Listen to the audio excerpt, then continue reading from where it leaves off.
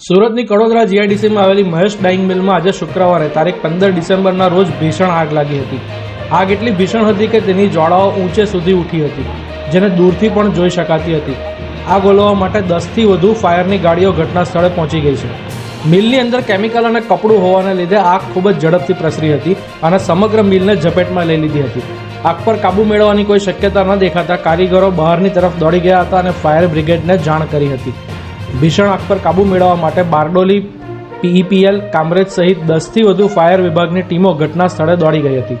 ફાયરના જવાનોએ પાણીનો મારો ચલાવીને આગને પ્રસરતી અટકાવવાની સાથે તેની પર કાબૂ મેળવવાના પ્રયાસો હાથ ધર્યા છે। દરમિયાન મહેશ ડાઇંગ મિલમાં આગ લાગવાની ઘટનાને પગલે કડોદરા જીઆઈડીસી વિસ્તારમાં ગભરાટ ફેલાઈ ગયો હતો।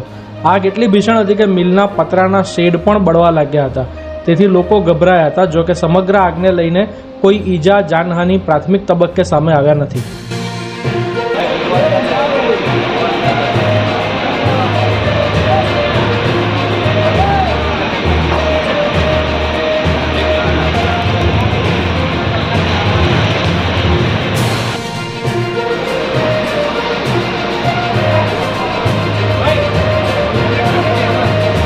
સીધીખબર.comના ઓથેન્ટિક વિડીયોઝને જોવા માટે આ વિડીયોને લાઇક કરો, શેર કરો અને ચેનલને સબસ્ક્રાઇબ કરો।